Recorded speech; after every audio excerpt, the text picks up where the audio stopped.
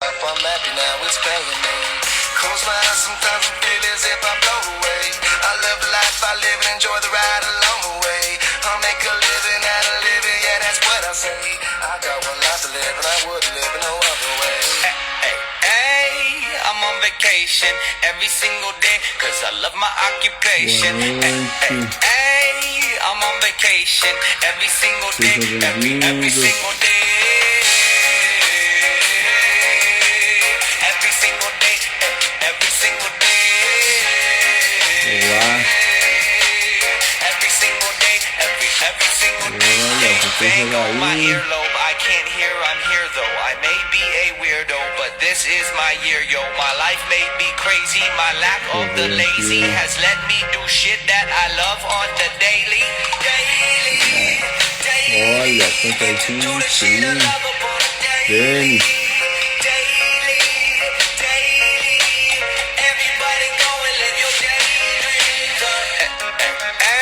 Boa noite. Ei, tô esperando aqui a galera ir chegando. Mas, boa noite, boa noite. Hoje teremos uma noite muito especial. Pedro, Paulo. Cadê? Vou chamar ele aqui. Vai escutando uma musiquinha. Daqui a pouco todo mundo aí.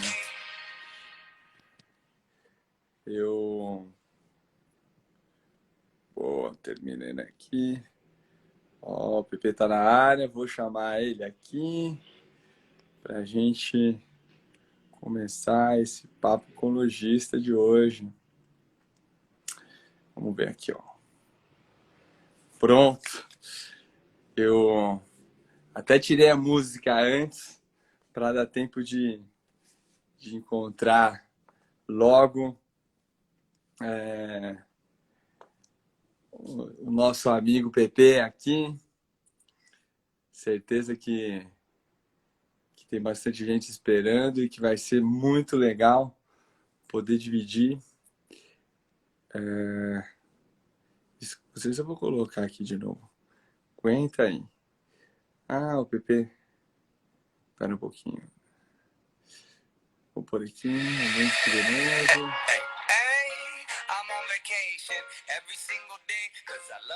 Já adicionou. Boa noite. Vamos chegando, vamos chegando. Deixa eu ver aqui, sim.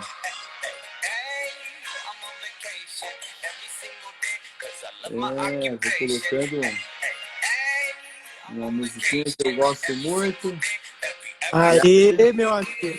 Oh! Fala, Pepe. Agora tudo em ordem? Foi tranquilo? Tudo ordem. Fundo.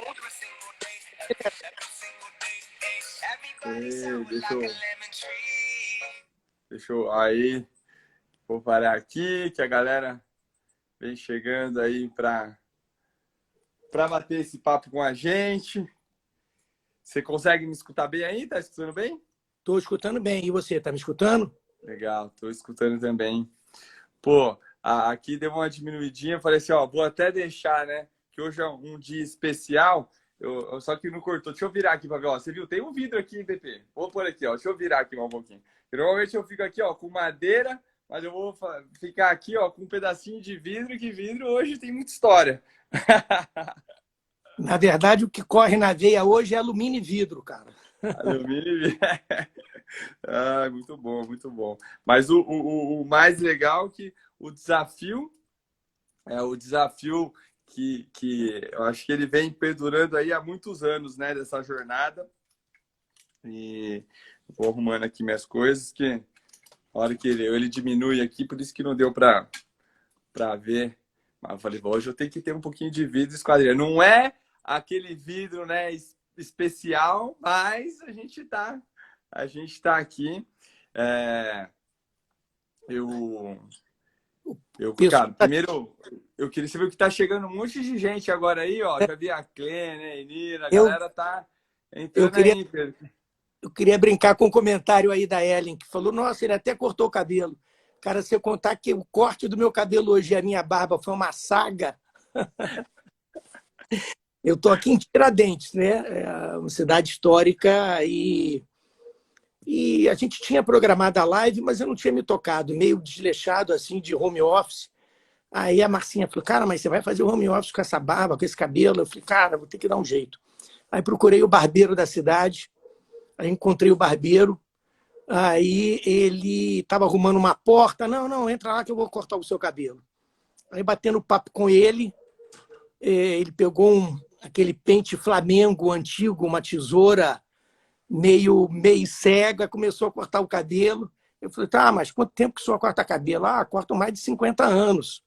Aí eu olhei para a cara dele e falei, pô, mas você está sem óculos? Não, mas eu enxergo muito bem. Aí ele falou, não, mas a minha profissão mesmo é pedreiro. Aí eu falei, ai, meu Deus do céu. É o que temos para hoje, então. Tá valendo, tá chique. E, cara, Pepe, assim, é sensacional para mim, né? No meu projeto, você sabe aí, eu tenho só boas histórias para contar de você e com certeza para mim está sendo um momento muito especial e eu tenho certeza que é um marco aí para esse projeto que você vem acompanhando aí há bastante tempo, né? Acho que a gente teve momentos de lucidez, né? Lá quando estava na convenção, você levantou a mão, eu quero ser o primeiro. Aí depois, no dia do fechamento do mundo, né? Do começo ali da pandemia, aí a gente foi para cima e um monte de história legal que a gente vai conversar, vai contar aqui. Mas meu maior agradecimento é porque você é um exemplo do que eu admiro, é um exemplo do que eu acredito, né? Você está aí em Tiradentes, né? Você viu que o Pepe está aí numa casa fazenda, então isso é para mim até um dos reflexos da consequência desse trabalho. Não dá para ver direito, ó, mas eu vim aqui com a camisa, eu fico ao contrário, mas depois eu inverto lá no vídeo, né? Mas deixa eu ver se inverte, não inverte. Pessoas, né, cara? E certamente você tá aí né, em Tiradentes, porque quarta-feira já, né? Porque a sua história lhe permite, né? Você construiu um negócio muito legal e o Cortella, um dos filósofos mais descolados do Brasil, ele fala uma frase que está totalmente atrelada com o sucesso, que é a generosidade mental. Você ensinar o que se sabe, ele é o ápice da maturidade, né? Quando você já transcende o que você conhece, e isso é muito legal, porque essa proposta, né? O Papo com Lojista, que esse palco do segmento nosso, ele é muito importante no compartilhamento. É lógico que tem um monte de gente aí curioso, querendo saber, né? Um pouco mais da sua história. A gente no dia a dia correndo não para, não tem a oportunidade de compartilhar as nossas histórias, que é muito legal, mas a sua estratégia, a gente vai falar aqui, galera, até de futuro, de planejamento aí, de próximos passos, de coisas que estavam em segredo, né? Que você veio estruturando e montando. Então, eu tenho certeza que vai ser sensacional. Você se prepara aí, senta na cadeira, pega a pipoca, que o papo vai ser gostoso. E é por tudo isso que eu quero te agradecer imensamente de estar aqui com a gente, tá? Tá bom, Thiago. Obrigado pela oportunidade, pela satisfação de estar aqui, contar um pouco da nossa história, da nossa vivência. E, para mim, o que você falou, uma palavra que hoje é palavra de ordem, né? Compartilhar. A gente fala que está na era do conhecimento, mas eu acho que é a era do compartilhamento. E você tocou bem, você veio para Belo Horizonte terminar a implantação do Sofa na primeira semana de março de 2020, que a gente até ficou, cara, será que o cara vem? Será que não vem? Já tem pandemia, vai estar contaminado, não vai? Naquela loucura. Mas você veio na primeira semana, na semana seguinte, dia 18 de março, nós fomos para home office, todo mundo, a empresa fechou e começou esse desafio que foi entender o que seria essa pandemia, né? E começou aquele frio na barriga para entender, cara, e agora? Como é que vai ser? Mas foi um ano muito desafiador, mas também de muita oportunidade, de muito crescimento, né? Toda crise é também uma grande oportunidade. Enfim, então, obrigado pela participação, pelo convite. Imagina, PP. Não, cara, que bom que você também gostou, que você topou, que arrumou esse tempinho aí pra gente. Então a gente vai aproveitar aqui ao máximo. E você falou um negócio, cara, você é um. Eu tenho algumas definições suas aqui que nós vamos falando no meio do caminho, mas essa sua coerência, né? Independente da trajetória, né? De você estar antenado, ligado. Você falou, eu comentei o compartilhamento pelo fato de você vir aqui contar um pouco, né? Das coisas que você acredita, o jeito que você trabalha. Mas você falou do compartilhamento, cara, e o compartilhamento é a palavra de ordem do Vale do Silício. É assim que se posiciona as empresas em maior destaque em ascensão do mundo, né? De inovação, de transformação, é o compartilhar, né? Então, é muito legal você acreditar nisso e estar aqui com a gente. Então, bom, é isso que a gente vai fazer. Deixa eu pegar aqui, ó, que a história é longa. Então, eu já vou fazer um resumo para quem ainda não conhece. O nosso amigo PP, né? E a história que vem aí de uma família quase real, né, PP? Que é Pedro Paulo Penido Duque Estrada. Essa é uma longa jornada. O sobrenome é real, mas a conta bancária é Silva, meu amigo. Sensacional. E muita história. O PP aí ao ápice dos seus 61 anos, né, PP? Isso aí. Dos quais aí 40 anos muito bem casado com a dona Márcia, né? 3 filhos, Rafa, o Pedro, a Isa, eu tive o privilégio de conhecer todo mundo aí. Fez uma carreira sensacional, porque carioca, eu achava até que era mineiro, apesar de você ter, né, esse jeito descolado carioca. Mas mineiro hoje é um orgulho, cara. Eu acho que a mineiridade incorporou porque é uma entidade, né? Acho que o mineiro tem muita filosofia, muita cultura e te digo que hoje sou meio mineiro, mas com muito orgulho. Boa, mineiro é parceiro, né? Então foi muito legal. Foi jovem aí pro Rio, morou em alguns lugares, né? Seu pai viajou bastante. Um cara que tem os seus hobbies e é muito legal, né? Do mar e do campo. Então é um cara que anda bem aí, né? Na vela. Eu comentei isso, né? Falei assim, cara, essa atenção aos detalhes, né? Esse cuidado ao processo. Se o cara não tiver isso, já não dá para velejar, né? E você ter isso como hobby é muito legal. Isso vem ajudando, certamente, né? As pessoas acham que é só fazer um MBA ou não sei o que, mas a prática ela é muito importante. E quando você consegue essa complementaridade, é muito legal. Eu sei que você gosta de mountain bike também, né? Faz uns downhill? Eu não sei, né? Você faz uns downhill, morra abaixo? Não, ladeira abaixo, vai só no freio com os pezinhos no chão, cara.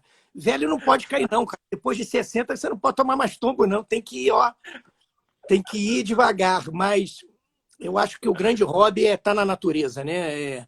Para mim, a melhor atividade no meu momento de lazer, é fazer qualquer atividade que seja na natureza. Ou caminhada, ou trekking, ou bike, ou estar no mar, poder velejar, ou fazer qualquer coisa. O negócio é estar na natureza. É isso que eu acho que é o momento de desestressar e renovar a bateria, a energia, é no mato. Legal. Então, e esse nível de atenção, né? Tanto do barco quanto da mountain bike, né? O que seja hoje é um hobby seu. Carro também, né? Umas trilhas, porque eu lembro que seu carro ali dá para enfiar nele numas buraqueiras, hein? O carro é só para levar de frente para o gol. O carro é só o veículo para chegar onde você quer chegar. E depois, ou a pé, ou bike, o que for, fazer o resto curtindo. Justo. E o PP, bom, então eu acho que isso vem complementando aí, né, o que o PP vem fazendo na carreira, até que muito jovem, né, que eu estou indo até a gente chegar ali no momento, o cara com 21 anos se deparar com 60 funcionários numa fábrica, né, e é muito legal. Aliás, uma raridade, eu comentei com você, né, dos meus pais de 47 anos juntos, você não ficou tudo... Mas acho que é o mais jovem que eu já conheci, né? Que desde os quantos? 15, você falou? Que você tá com a Márcia aí, construindo também? Começamos a namorar aos 16, mas somos colegas de quinta série. Então, se contar tempo, meu amigo, já... Tem que saber, tem que ser reversa. Quanto tempo que eu fiquei sem ela? Acho que foi 14 anos só. Nossa. Namorando, né? Se for ver de quando conheceu. Então, isso é muito legal, Pepe. Eu estou fazendo questão de contar um pouco dessa relação, porque ela tem tudo a ver com o que você foi encontrando como profissional, né? Como foi muito louco, porque a gente vai falar.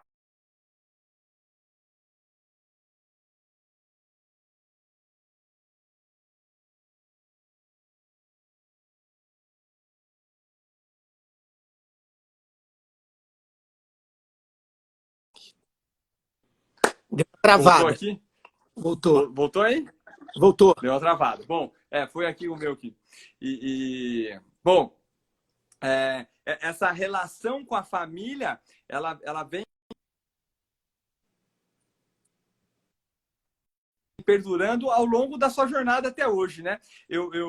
Nesse começo você falou, não sabia, põe máscara, não põe máscara? Tiago, vamos fazer a reunião lá fora, né? No ar livre, que a gente nunca sabia nada, né? E a primeira sensação minha foi esse ambiente familiar, né? O compromisso dos colaboradores, o trabalho em equipe, isso que eu vim percebendo, mas a vida inteira foi assim, né? O destino foi te apresentando e você foi assumindo, então isso foi muito legal. E eu acho que são grandes desafios. Imagina aí, né? Não é para qualquer um com 21 anos assumir um negócio.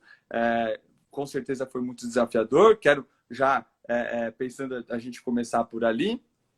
E eu acho que uma das coisas que ficou para mim na sua história, Pepe, é quando falou dos altos e baixos, né, cara? Tá rico, tá pobre. Tá rico, tá alto, tá compadecido. Acho que tem um seriado que o cara fala, tá rico, tá pobre. E aí a gente ficou de cada década, né? Passou por momentos desafiadores aí.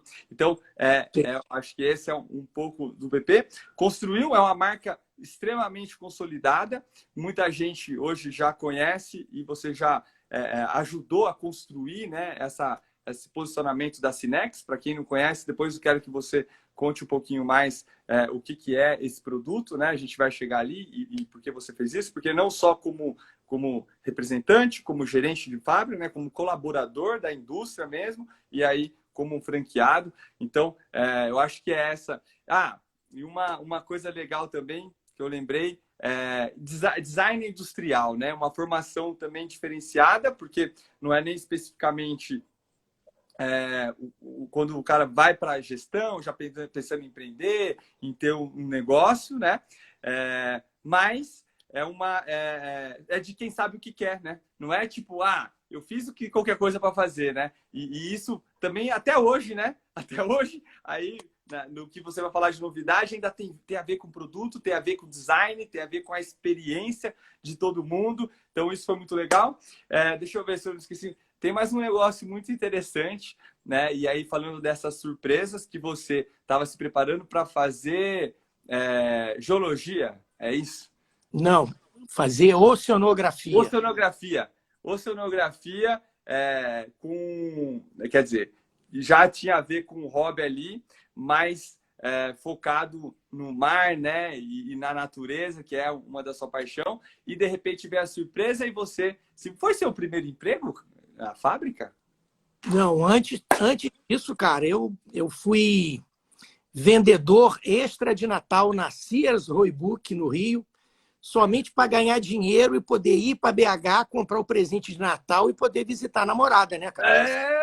Olha ela aí de novo. Então, o primeiro emprego foi vendedor na Sears, de extra de Natal. Depois já foi trabalhar na empresa da família, da Marcinha, E eu entrei como vendas e como você falou, depois que eu optei por ficar em Belo Horizonte, por seguir, então, uma nova mudança na vida, quando eu optei por ficar em BH, casar e seguir o ramo moveleiro da família da Marcinha, eu falei, pô, e agora? O que eu vou fazer da minha vida, já que meu sonho eu não vou fazer mais, vou seguir como? Aí eu optei pelo desenho industrial, porque lá nos anos 80 eu já tinha visto que, pô, qual a profissão que tem a ver com o futuro, que é esse design system, né? É você pensar no produto, no ponto de venda, na comercialização, no público-alvo, na estratégia. Então, para mim, o design, ele hoje é uma formação completa e, desde então, tem sido a minha base de pensar, porque eu acho que envolve toda a cadeia, né?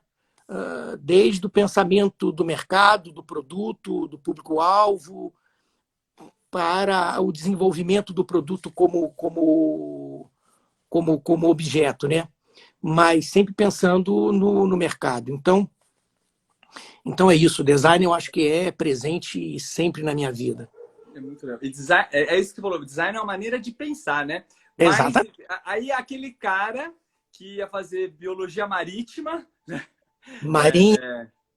Marinha e biologia marinha, e aí pega e fala assim, putz, civil foi um convite da sua sogra, né? Para você ficar e tocar. E isso foi o quê? Então, você entra no mercado de móveis e decoração em 1980? Eu tinha 21 anos, foi em 81. Eu vim para BH exatamente na virada de 80 para 81 e iniciei trabalhando com o pai da Marcinha como vendedor. E aí tinha um ano, Pepe. Eu tinha um ano, 81, eu nasci em 80. O cara tem de estrada, né? Puta, muito bom. Por isso que eu falo que eu tenho 40 anos dentro do segmento, né? Dentro do segmento móveis, o mercado mobiliário, né? É uma estrada que começou lá atrás. Legal. E aí conta pra gente, quando você começou nas lojas, tipo em vendas, mas foi um período curto e você já foi para dentro da fábrica. O meu sogro era que comandava a fábrica e aí eu ajudei na parte de vendas como vendedor, depois como comprador. E aí tinha que começar a olhar a produção e eu caí para dentro da fábrica. E já em 21 eu já estava como gerente de produção da fábrica e já tocando a parte industrial. E foi quando ele teve um problema de câncer de próstata e aí veio a falecer. E aí todo esse meu sonho de voltar para o Rio, de seguir a vida que eu tinha planejado foi por água abaixo e eu entendi que eu devia seguir, então, com a minha esposa, com a Marcinha, que se tornou minha esposa, com a família e com o negócio. E aí entrei no ramo e, de certa forma, estou até hoje orbitando dentro desse segmento aí. Legal, cara. Então é de realmente saber abraçar o destino, né? Ele apareceu, é isso, então tá bom, né? Vou fazer direito. E, Pepe, conta pra gente, não sei se você lembra, né? Você ali jovem, eu vou falar ambicioso, né? Mas até porque você tinha aquela ideia de ir para a França, né? Para poder, se fosse seguir, né? Você queria estudar com... Eu queria fazer oceanografia. E o sonho era estar na França, onde era o berço do Jacques Cousteau, né? Jacques Cousteau. Não viu o Jacques Cousteau como ídolo dentro do segmento da biologia marinha, né? Ou seja, não é que não sabia o que queria, né? Sabia o que queria, se debateu com a situação e falou assim, eu vou entrar. E aí, como que foi? Você lembra como foi deparar com 60? Tinha quantos? Mais de 60 funcionários, né? Tinha cerca de 600. Eu estava na fábrica e quando ocorreu o falecimento dele, é uma empresa familiar em que eu era o braço que gerenciava a fábrica. E aí eu cheguei a uma conclusão que aquilo era que era uma força do destino tão forte, e eu fiz uma opção naquele momento. E aí abracei, logo em seguida me casei, e aí, como se diz no sul, o boi fugiu com laço e tudo, e fiquei então nesse segmento até hoje. E o que você entendeu, Pepe, nessa hora que foi o seu maior desafio? Quando você entrou lá, você lembra assim que você perdeu? Você teve alguma coisa, um impacto, alguma coisa que você fala assim, cara, isso, quer dizer, eu sei que teve um final, né? Mas ainda antes de chegar ali nos anos 90, como gestor, né? Como líder ali, você passa a ser de uma hora para outra referência para as pessoas, né? Porque 60 pessoas são 60 famílias, né?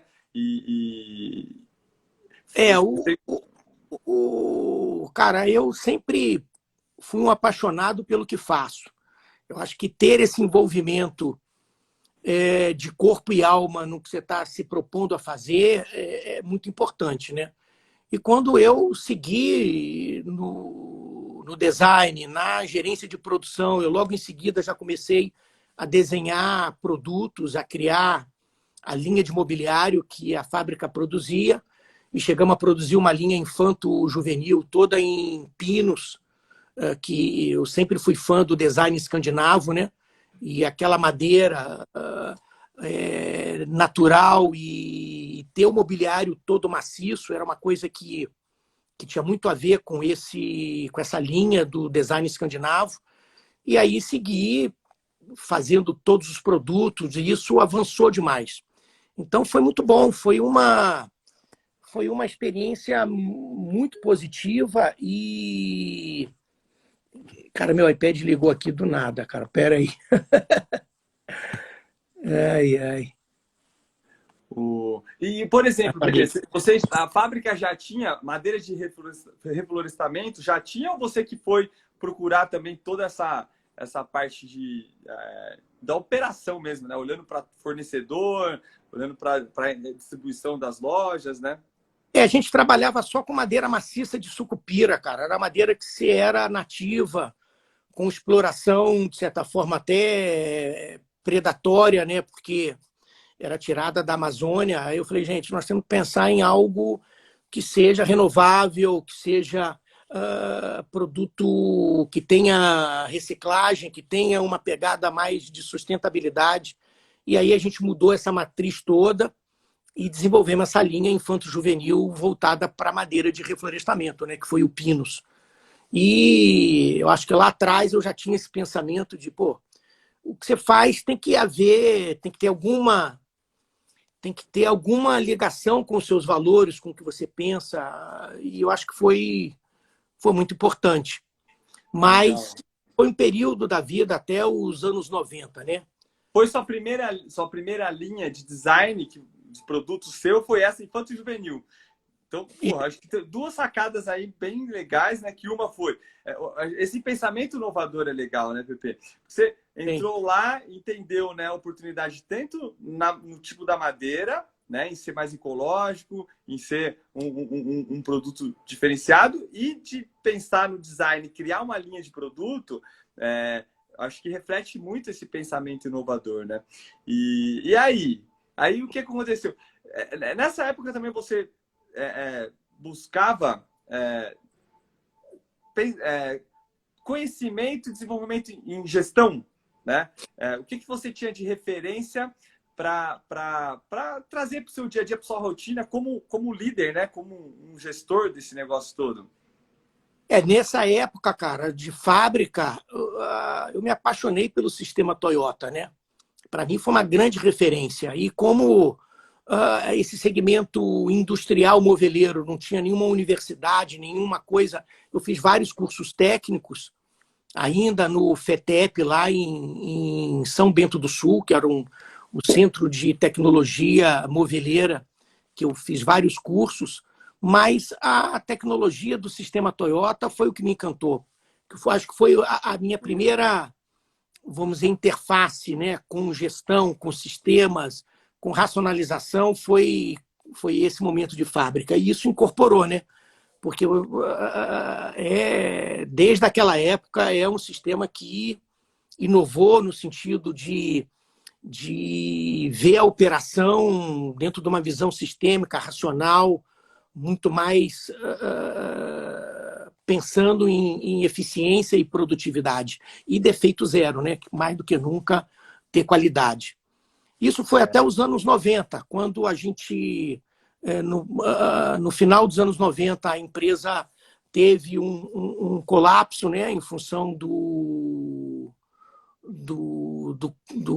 evento do plano, né, do Collor, que de uma hora para outra o mercado reverteu, parou, aí a empresa entrou em concordata, veio a falência e esse negócio de família deixou de existir. E aí, no momento que a gente que eu saí desse segmento, mas eu já tinha toda uma formação de design e técnico moveleiro, aí eu falei, bom, então meu negócio agora é fazer marcenaria. Aí montei uma marcenaria já no início dos anos 90. Aí, e quer dizer, aí... era produção personalizada, só para atender arquitetos e projetos especiais. Legal, mas quer dizer, ainda 30 anos, né? E essa hora você já sozinho, né? Depois de ter tomado, né, uma pancada na cabeça, que eu acho que sofreu aí com o Brasil inteiro, né? O Collor realmente deixou muita gente com problema. E aí, nesse momento, como faz? Você já tinha quantos filhos com 30 anos?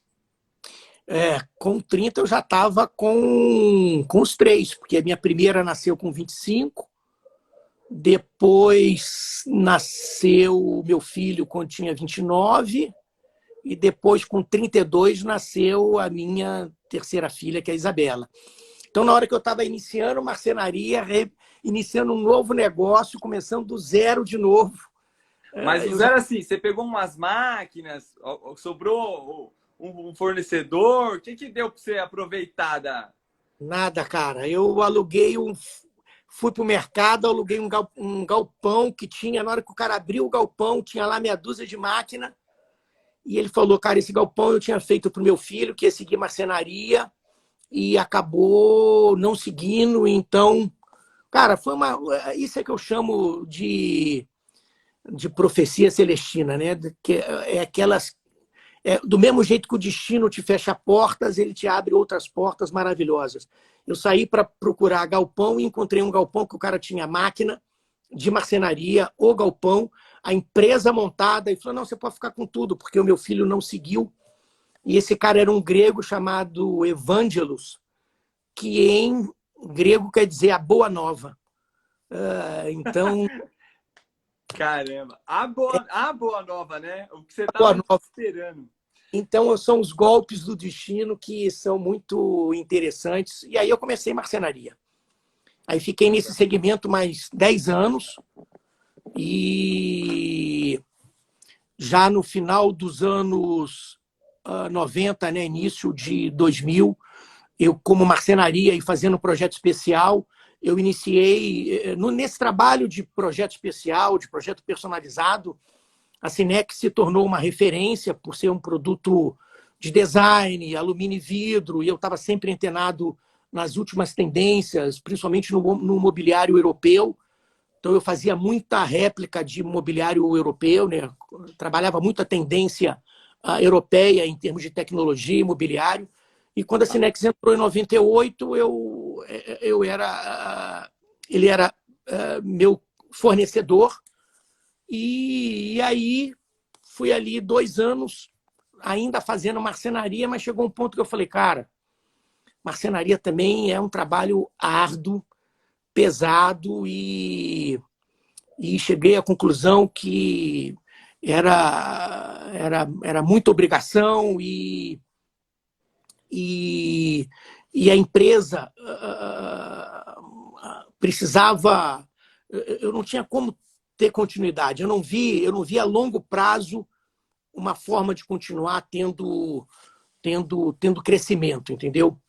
E aí eu optei por encerrar a operação, né, deixar de fazer marcenaria e correr atrás da Sinex para ser representante. Então eu fui lá, eu me lembro perfeitamente que eu bati na porta e falei, cara, eu quero ser representante de vocês. Fui num ano numa feira, voltei no outro ano, na outra feira, até que eles me deram emprego.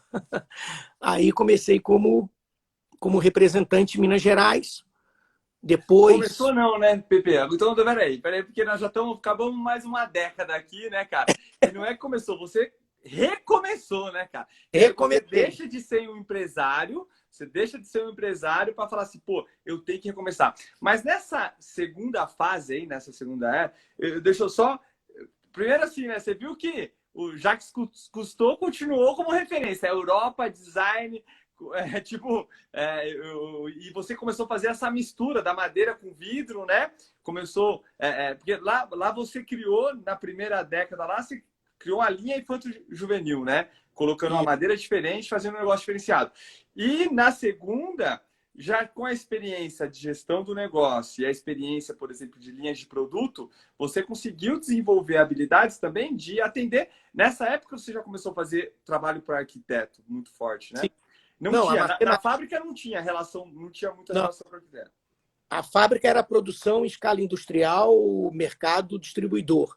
A marcenaria já é o mercado esse que a gente vive até hoje, né? O mercado do produto personalizado, customizado milimetricamente, feitos personalizado por um projeto de um arquiteto especificador. E foi nesse momento que eu trabalhei com ferragens importadas, lâminas importadas, e aí a Sinex, que era um produto inovador que tinha muito a ver com essa pegada do mobiliário europeu, entrou e fez parte da composição dos produtos. E além dessa linha de marcenaria, eu fabricava a linha de standard também para as lojas. Eu fabricava alguns produtos de design também, que eram móveis residenciais, né? De mobiliário residencial. Então... O PP. Mas, ó, eu não sei, cara. Quer dizer, eu tô... Porque aqui, né, eu tento trazer as lições da vida e muita gente, né, quando vê pronto, acha que deu sorte, né? E essa pegada, essa proposta de valor para o arquiteto, produto diferenciado, né? Entregar, você viu, foi na primeira geração, você pensou já no design, pensou na criança, pensou em produto diferente, madeira maciça, né? Aí você fala assim, pô, eu quero coisas duráveis. Aí quando você junta com o arquiteto, você busca de novo referência de fora, cria, inova, né? Coisas diferentes, que essa preocupação de atender o que o especificador quer, não é agora que é com a Sinex que você tem o foco no arquiteto, né? Que você pensa no cliente, né? E o que você... Eu ia perguntar, né? Se naturalmente você leva, mas eu sei que até os clientes levaram experiência dessa época, né? Você estava falando de arquiteto, como que é aquela história? Você comentou que o arquiteto leva tudo, mas não leva o quê? Algumas experiências interessantes, porque esse período que eu produzi mobiliário, como eu te disse, eu sempre muito apaixonado pelo que faço e como faço, o objetivo era entregar um produto assim ímpar, né? E vários projetos que a gente executou, personalizados, mesmo depois que eu fechei a marcenaria, entrei para a Sinex, me tornei representante, depois lojista, várias arquitetas que me conheceram do período de marcenaria estão até hoje parceiras da Sinex Arc BH, são nossas especificadoras, e aí muitas a gente olha com carinho o passado e fala, nossa, tem um cliente nosso antigo que mudou agora de casa, falou, olha, eu mudo tudo, mas os móveis lá do PP eu vou levar todos eles. Então, ficou essa coisa na história e que eu acho que foi muito emblemático para mim, né? Porque é isso, é o resultado do que você faz com paixão e com dedicação, você entrega o seu melhor, né? Cara, isso é muito legal, porque é a resposta, né? É a resposta, porque às vezes a pessoa fala, o que você está fazendo aí, né? Para que você está fazendo tudo isso? Ou procura o caminho mais fácil, né? Então, você manter esse seu posicionamento de fazer um produto bom, de entregar o que realmente o cliente quer, né? E a hora que o cara não te larga, faz maior diferença, né, cara? Isso certamente vale como um ânimo, mas não foi fácil, né? Porque a gente só falou, sair de empresário para... e aí você já estava indo para os 40, né? Porque quando terminou... Você lembra o nome que era sua marcenaria? Qual que era o nome? Chamava exatamente o nome que eu tenho hoje, chamava Sumisura.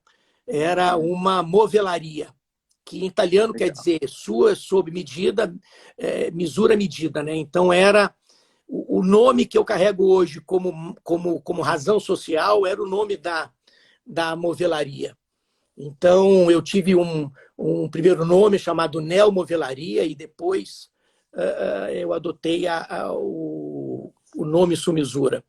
Mas é isso, cara. Foi uma experiência que foi o passaporte para depois trabalhar com a Sinex e aí como representante, que esse início nós atendemos fábricas, né? O produto primeiro nasceu com o foco para atender a indústria, né? Como componente. E aí, mais uma vez, a minha expertise de fábrica, produto, design contribuiu para o meu trabalho de representante. Então, eu agregava na comercialização também a visão de produto, de design, e isso ajudava a vender. Então, sempre... Aí já foi, o PP. Aí você falou, ferrou, não dá mais, a Sumisura não vai mais. E aí, o Gelati tá aí, né? Aí você chegou lá com paixão e falou, quero fazer. Foi com ele já? Não sei nem se era com ele, né? Eu tô brincando. Você viu que ele pegou e comentou, essa paixão, provavelmente, né? Foi uma das coisas que ele encontrou em você nesse momento, né? Aos 40. Na verdade, deixa eu fazer a retrospectiva aqui. Sim, eu entrei na Sinex eu tinha 41 anos e o Gelati ainda não estava na empresa, ele entrou um pouco depois, mas ele entrou, assumiu a gerência comercial, depois ele foi a diretor comercial, e quando ele foi, a gente estava naquela transição da empresa iniciando o trabalho de segmentação com o negócio franquia, né? Com a Sinex Arc, com essa linha de produtos para a construção civil. E aí ele me convidou para ser o gerente nacional da franquia, por essa minha bagagem que eu tinha de mercado, produto, técnico, enfim. E eu fui com o objetivo de ajudar a formatar o negócio, né? A estruturar o mix, estruturar o processo, estruturar o modelo de negócio, né? Principalmente de gestão do negócio. Então, essa é a oportunidade aí. Quando você saiu, você não saiu da marcenaria, da sua empresa, para as lojas. Você saiu e você participou como representante depois do processo também de desenvolvimento do produto. Você então tem um dedinho lá nessa mistura, né? Porque entra até construção civil aí, né, cara? Vocês, a Sinex tem um produto que é elaborado, né? Não é um produto com um design refinado, mas com medidas muito finas, né? E essa junção de arquitetura com design, com a engenharia, né? E você se meteu a fazer produto, não criou nada infantil juvenil, não, na Sinex? Não. O objetivo é trazer a visão, né? Por isso que eu acho que o design ele tem sempre uma participação que envolve essa cadeia que é mercado, produto, ponto de venda. Então eu trouxe a visão do mercado para dentro da loja, né? Que é o olhar do cliente. O que o cliente deseja? O que há de oportunidade em termos de demanda reprimida? E aí você começa a analisar e traz para o P&D a visão das oportunidades que o mercado está buscando em termos de produto, em termos de atendimento, né? Então, a minha participação foi nesse ponto, de trazer a visão do mercado para dentro da empresa. Que eu acho que é esse o grande trabalho que o designer hoje tem, né? É ver no mercado uma oportunidade, ou de uma demanda reprimida, ou de uma demanda que ainda nem existe, mas que ele vê que vai que vai ter demanda, e desenvolve o produto, né? O design, ele necessariamente precisa pensar como consumidor, né? Ele não pode pensar do jeito que ele quer. Por isso que eu acho que para fazer carro, para fazer tudo, né? Quando ele pensa com a cabeça dele, não acerta. E você teve essa chance de poder contribuir com esse pensamento do consumidor, especificamente pelos produtos. Mas, ó, vamos aproveitar aqui para falar, porque eu acho que a escolha da Cinex tem muito a ver com a sua jornada, né? Do tipo de produto, do tipo de empresa. Como que você encontrou esse match, né? É tipo quase com a Márcia lá, né? Você encontrou e falou, ferrou, né? Tá aqui. Porque a gente estava falando de década por década, mas nós estamos à beira aí de fazer 2 décadas com a Cinex, né? Como que foi isso? O que você encontrou nessa parceria, né? E eu acho que também dos seus resultados, né? Eles entraram aí também numa trajetória exponencial, né? Por mais que você foi como representante, ficou como gestor ali da fábrica, né? Ajudando a fábrica, mas quando liberou as franquias, você começou a abrir as franquias, né? Você é uma das primeiras franquias também. Não, aí só para corrigir só um pouco, eu não fiz gestão de fábrica. Eu era o representante comercial em 3 estados, Minas Gerais, Distrito Federal, Goiás e o Mato Grosso. E aí, depois desse período como representante, eu já tinha aí mais de 10 anos como representante, veio a oportunidade de ser o gerente comercial do sistema franquia, né, que estava iniciando, e esse trabalho era de fazer gestão junto às lojas que eram próprias da Cinex. Então, a Cinex estava ainda formatando o modelo de negócio com lojas próprias, ainda acertando a fórmula do bolo, produto, mix, tinha uma consultoria de fora, de franchise, e a minha participação foi ajudar a ter essa visão mais de produto, do ponto de vista técnico, mercado, e ajustar a operação. Porque como eu já vinha comercializando essa linha de divisórias de ambiente, que era o produto que foi o produto de partida da franquia, que são as divisórias Dolomite. Então, essa visão de produto e mercado eu trouxe para as lojas. Mas sempre pensando de que aquilo ali, a minha contribuição era por um determinado tempo e por um período. Quando eu vi que o que eu podia contribuir eu já tinha dado o meu melhor e ter feito a minha parte, meu plano era não seguir como colaborador da fábrica, e sim ser lojista do sistema franquia que eu tinha ajudado a estruturar e seguir nos mercados que eram as minhas praças como representante, ou seja, Belo Horizonte, Goiânia e Brasília. Então, entendi. Você era representante e depois transformou elas em franquias, então? Isso aí. Então, as 3 praças, né, que eu trabalhava como representante, eu me tornei franqueado e iniciei as franquias nessas praças. Mas já tinha, eu não fui o primeiro lojista. O processo franquia já estava iniciando, a loja de São Paulo se tornou uma franquia também, o Rio de Janeiro se tornou outra, enfim. Ou seja, você era um parceiro lá no começo, você era um parceiro que era quando você usava o material Cinex nos seus produtos ainda na marcenaria, né? Isso. E aí depois que entrou nessa jornada, e aí o que foi que te encantou, assim, que você falou assim, os caras já falaram aqui, todo mundo, trabalha com paixão, né, gosta do que faz, o que você encontrou? Qual foi esse match aí que você deu com a Cinex para rolar, né, essa parceria aí tão é uma grande parceria, né? No final das contas, vocês estão há quase 20 anos, pô.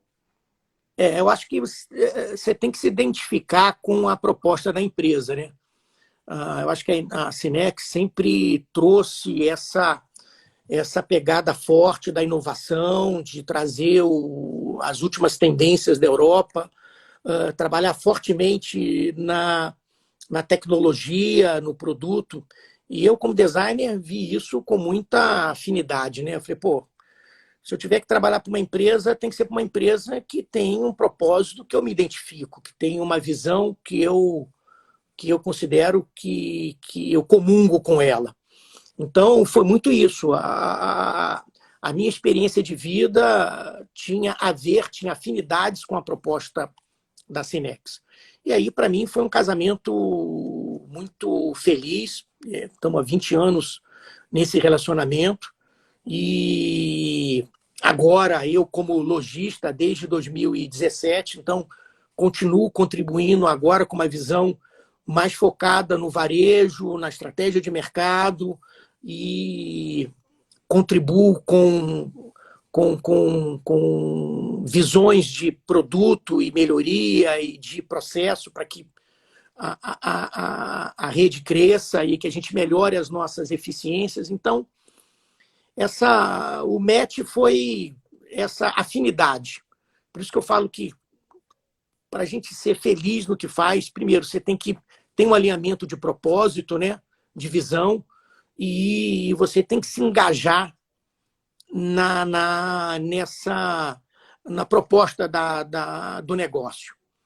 Eu Legal. falo que esse movimento da paixão tanto é que a Cinex tem como lema a inovação e emoção, então eu acho que resume um pouco aí o que é o slogan da empresa, né?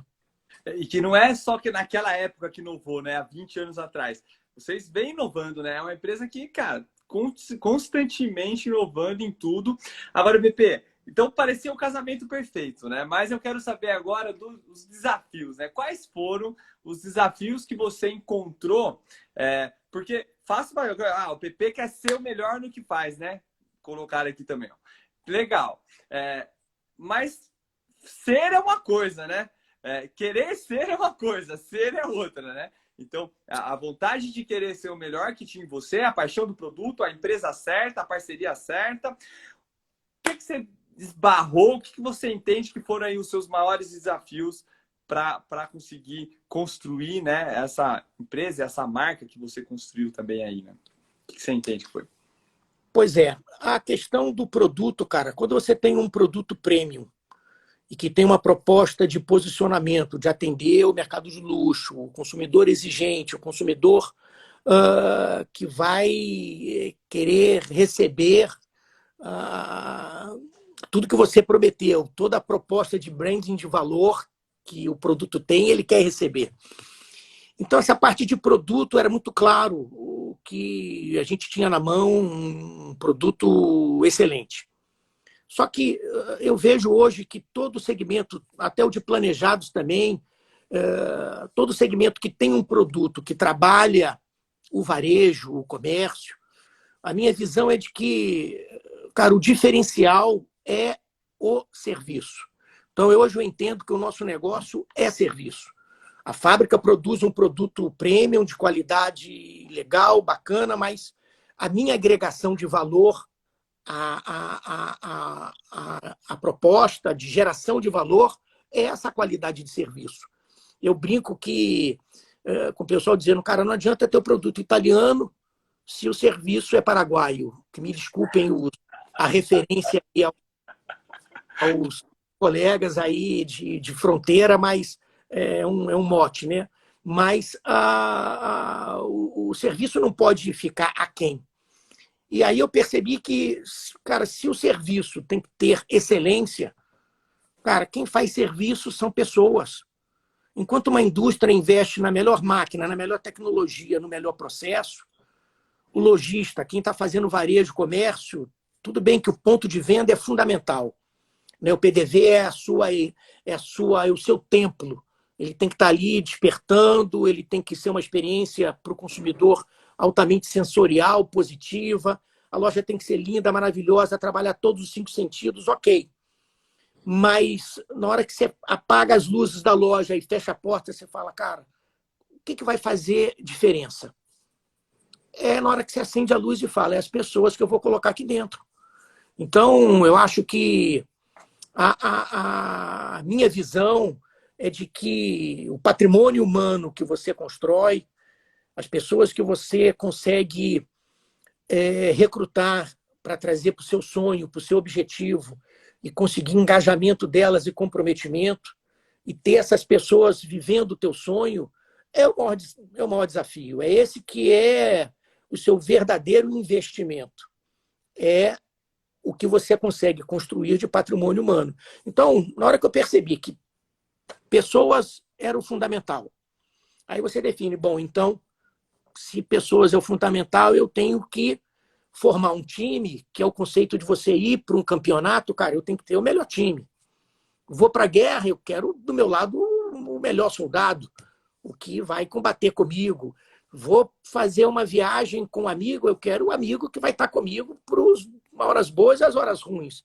Então, a escolha, né, é o primeiro ponto, né, é o processo de recrutamento. E eu demorei para perceber que, cara, você não pode recrutar por meios que não sejam os realmente baseados num bom RH, num RH estratégico, que vai te ajudar a definir uma matriz de competência, um perfil funcional, um perfil DISC, que falou, não, para essa função é isso aqui. Então, quando você começa a mapear as tarefas, as atividades, e identifica qual é o talento que você tem que ter do seu lado, é ir para o mercado e buscar essa pessoa. Então, eu acho que o match aí é exatamente isso, é visão das pessoas, do treinamento e capacitação que você tem que dar a essas pessoas para elas serem eficientes, terem excelência, o processo. Por isso que quando você me falou, cara, você vem falar de pessoas, processo e tecnologia, eu falei, pô, eu amo falar sobre isso. Eu acho que é isso que hoje me instiga. É isso, é cada vez mais você ir buscando essa excelência através das pessoas. Porque você não está ali para uma vida toda. Eu estou preparando a empresa para a segunda geração, que é a sucessão com meus filhos. E se a empresa tem que ser boa para os meus filhos, tem que ser boa para os colaboradores também. Então, tudo tem que estar amarrado. Você não vai recrutar nem reter talento se você não tiver uma proposta em que a empresa vai conseguir proporcionar a essas pessoas, essa nova geração, engajamento. Porque todo mundo quer experiência, quer expertise, e você vê que as pessoas estão muito preocupadas em explorar essa expertise, essa experiência numa empresa, e quando vê que ela não tem mais nada para somar, eles buscam uma nova empresa. Então, essa impermanência, né, no sentido literal de que a coisa está sempre dinâmica e em movimento, o maior desafio nosso é isso, é conseguir ter uma proposta de negócio em que você consegue recrutar e reter esse cara que você treinou, capacitou, mas ele tem que estar lá se sentindo motivado. Eu falo dos 3 R's, né? Você tem que remunerar, proporcionar a realização pessoal dele e a questão da realização profissional. Então, ele tem que se realizar como pessoa, como indivíduo, como ser humano, mas também o profissional. Então, acho que é isso, meu amigo. O que eu percebi é esse trinômio aí, pessoas, processo e tecnologia, porque sem tecnologia você não consegue sistematizar, né? Não consegue racionalizar. Você vê a nossa felicidade. A gente iniciou em 2019 um processo de RH estratégico. Nós contratamos uma consultoria que é a Benu. Eu faço aqui referência a ela, a Bianca, uma grande amiga que se tornou e parceira, porque desde 2019, quando a gente, nesse olhar de não tem que preparar a empresa para a sucessão, nós temos que ter um plano de cargos e salários, nós temos que ter rotina, nós temos que ter capacitação. Essa visão do RH estratégico foi muito importante. E a partir daí a gente foi trilhando um plano de ação para fazer várias ações, né? Ô, Pepe, então... cara, eu fico imaginando, ferrou, né? O cara vai ter que voltar a assistir essa parada e ir anotando tudo. Porque você falou uma enxurrada de coisas, cara. estratégicas, coisas que você vai conhecer como melhor prática das melhores empresas do mundo, né? Então, plano de sucessão ou remuneração, RH estratégico. Eu acho que uma das coisas, você lojista, por favor, anote essa parada, porque se você ainda não entendeu que as pessoas do seu time é o maior patrimônio, você não vai chegar em lugar nenhum. Não vai chegar, porque uma loja de imóveis planejados, né, é impossível você fazer sozinho, né? Mas sabe o que mais chamou para minha atenção? Tudo isso que você falou de estratégia de gestão, né, de como que você encara, né? Eles perguntaram aqui, quer ser o melhor, né? Aí eu falei, querer é mole, né? Quero ver fazer. E aí você veio tão consistente, VP, num pensamento exatamente como você tinha lá. Só que do designer de produto, né, para o designer da experiência, para o designer da gestão, né? Para o designer, não é só ter o funcionário, é contratar certo, é reter, né? E, inclusive, se é o seu patrimônio, você tem que saber a hora de trocar. Você não pode aceitar ficar com um funcionário que não está alinhado com os seus valores. Porque não adianta você querer se seus funcionários não tiverem afim também, né? A missão, visão, você tem tudo isso. Missão, visão, o seu planejamento, valor. Os valores, são tudo carimbados na pedra com a galera. A gente, desde 2019, a gente criou um roteiro, né? Começamos fazendo isso. Primeiro fizemos um diagnóstico da empresa, foi feita uma escuta com todos, depois teve a devolutiva. Em função da escuta, a gente entendeu quais eram as nossas fraquezas, quais eram os pontos que a gente tinha que trabalhar. Aí trabalhamos fortemente na redefinição organizacional, rotina, processo, e aí a gente fez jornada do cliente, Canvas, fez todo um plano estratégico, começamos a fazer planejamento estratégico todo ano, porque a gente pensa o seguinte, né? A gente, uma empresa pequena, de varejo, com 20 funcionários, aí você fala assim, cara, mas precisa tudo isso? Aí eu vejo que no momento que veio a pandemia, que veio o desafio da gente, vou sobreviver, não vou. Se a gente não tivesse feito essas bases de estruturação, de capacitação, de implantar o e-finance, eu vi aí com o Rogério, nosso consultor de e-finance, que implantou o processo, deu uma consultoria para a gente ali, completa, foi a primeira ferramenta, foi a primeira plataforma que a gente implantou para ser o programa gestor da franquia. E depois veio o Sofa também em seguida. Você vê, se a gente tivesse tido uma bola de cristal para imaginar o que seria o ano de 2020, eu vou te dizer que então nós fomos muito felizes, porque a gente fez tudo certinho. A gente buscou se estruturar, buscou as ferramentas, as plataformas digitais, em sistematizar a informação dentro de uma plataforma, né, dentro de um sistema. E quando a gente foi para o home office, a gente estava, vamos dizer, quase que preparado para aquele desafio. É lógico que o desafio foi grande também, as pessoas se adaptarem, cultura de remoto é complicado, mas a gente conseguiu manter desempenho. Conseguimos, e no momento que o mercado virou, que a gente viu que não ia ser essa catástrofe para o nosso segmento, né? É uma pena que foi para muitos, principalmente para o setor de cultura, hotelaria, turismo, enfim, vários segmentos, o pessoal sofreu muito, mas o nosso, arquitetura, construção civil, a casa veio a ser o palco de todas as visões, né? De todas as necessidades.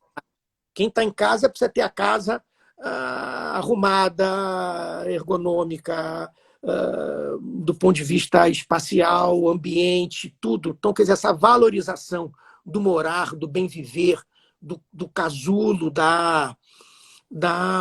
do espaço que tem que ser multifuncional, porque virou escola, virou trabalho, virou lazer, virou reunião de família, ou seja, o lar passou a ter uma outra função, né? Uma função muito maior. Então, a gente é grato e feliz de estar nesse segmento. Mas ele também impingiu uma grande mudança e responsabilidade, porque de uma hora para outra veio o crescimento rápido, a demanda que estava reprimida saiu, e aí, como é que você cresce? Se você não tiver a base de valores, conceitos, crescer, eu vou dizer que é a maior crise que uma empresa pode ter, né? Cada crescimento, cada pulso desse é um parto, é um novo parto. E nós saímos de 22 funcionários para 33. Ou seja, Agora? só Belo Horizonte cresceu 11 colaboradores. E uma coisa importante é que esses colaboradores, eu tenho gente que está comigo desde o tempo de marcenaria, continua na empresa. No montador, assim, tipo? Eu tenho os 2 montadores que eram da minha marcenaria. Quando eu iniciei a loja, eu trouxe eles para trabalhar comigo. Tipo, quase 30 anos. Eu tenho gente que aposentou comigo, 25 anos, tenho gente de 15. A vendedora e a estagiária que entrou, eram 4 funcionários, a vendedora, a estagiária e 2 montadores. A vendedora é a Letícia, que é a nossa consultora líder, 15 anos de empresa. A estagiária, Enila, virou a gerente de pós-venda. Os montadores são os meus montadores líderes. Então, eu tenho muito orgulho de dizer que a gente conseguiu reter pessoas que estão conosco há esse tempo todo. E isso foi fruto do propósito, né? Como você falou, nada é por acaso, é porque havia um propósito, uma crença muito bem definida de valorizar as pessoas e valorizar esse patrimônio humano. Caramba, é muito bom. Eu lembro de uma frase que você falando assim, Thiago, eu tenho como objetivo deixar meus clientes plenamente satisfeitos, né? Mas você quase nem falou do cliente, cara. E isso é uma inversão muito louca, porque os lojistas não entendem isso, cara. O empresário não entende isso. Ele fica tão preocupado com o cliente e ele não entende que para deixar o cliente plenamente satisfeito é só através do time, porque ele não tem condições de atender o WhatsApp de todo mundo. E quanto tempo que você passa na sua empresa resolvendo o problema, né? Porque se você não tem um time que está fazendo e tudo está nas suas costas, você não ia poder estar em Tiradentes, né? Como que você ia estar em Tiradentes aí? E é claro, Pepe, a Energia, olha só, cara, tudo que eu fui falando dos desafios, do que precisava, né, para os funcionários, eu acho que vale um pensamento. Uma das estratégias, você falou de Canvas, falou de mapeamento, e aí você falou de o PPR, né, que tem gente, o que é isso, né? No banco, cara, isso eu tinha no banco, você ter um plano de participação dos resultados é de uma multinacional. Não, cara. A Sumizura tem também. E aí, ó, eu acredito muito, cara, pra gente, tá? Tá ali assim, ó, 70-30 entre 30 produto, 70 serviço. E aí você falou assim, ó, o design, né, do produto ser italiano e o serviço, né, paraguaio, né? Mas no sentido, né, de que o serviço ele precisa ser no nível da proposta de valor que você está entregando como produto. O que você acha? Você já parou para pensar nesse peso? Você daria um peso, não sei, mais ou menos? Como que você equilibraria assim, o peso desses dois componentes, ingredientes para o nosso negócio? Olha só, eu estou num sistema franquia e talvez vários que estão aí nos seguindo são do segmento também de planejados. Pensa comigo uma coisa, cara, a fábrica tem um número de pessoas, né? Investiu em maquinário, estrutura e tal. Hoje, as redes de loja, quem é o lojista, ele tem um número de colaboradores, se somar todos os lojistas, muito maior do que a fábrica. Então, ou seja, ele emprega muito mais gente, ele é responsável por uma parte dessa cadeia produtiva que tem uma mão de obra intensa. E essa interface com o mercado é muito desafiadora. Então, a proporção 70-30 não é justa. Ela deveria ser, no mínimo, meio a meio. para não ser injusto com nenhuma parte, é 50-50. Mas vou dizer que os 50% do varejo que faz o trabalho de mercado tem um nível de interface com adversidades, com intempéries, com vários componentes, vários agentes muito maiores do que a fábrica. Porque você tem que lidar com um consumidor que é altamente exigente, consciente, e ele quer o melhor. Ele comprou uma Ferrari, ele quer receber Ferrari. Você tem o problema da construção civil brasileira, que é uma interface da obra enorme, porque as obras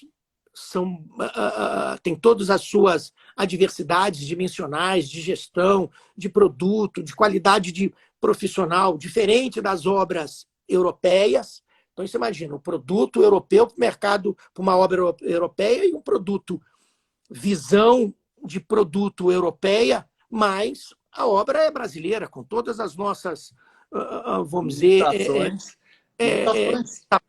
desafios. Então, essa interface com a construção civil é enorme. E aí você tem um produto que não é estándar.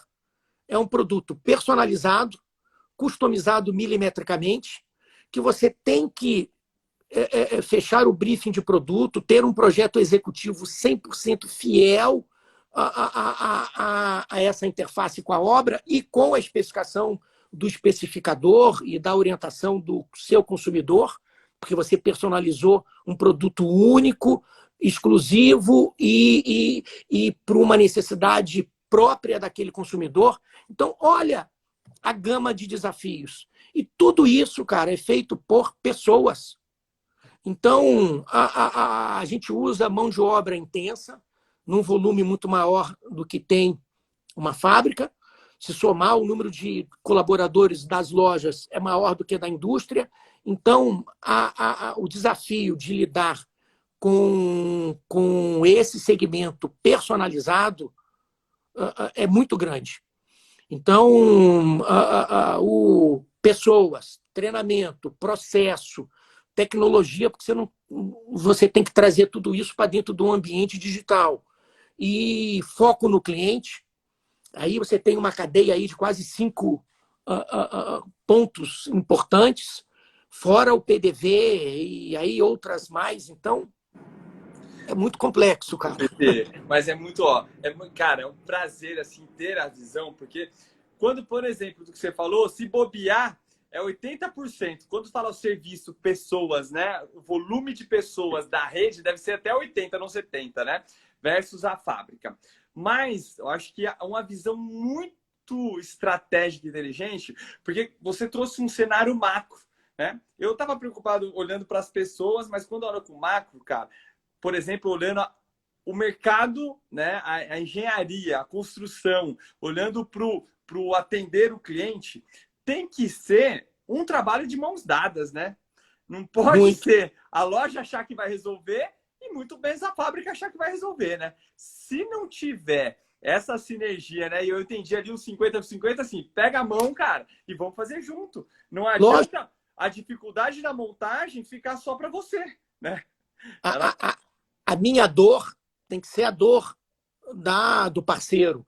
Então, eu vejo que essa união de trabalho tem que ter um foco, que não é nem você ter o foco no cliente, é entender qual é o foco do cliente para você.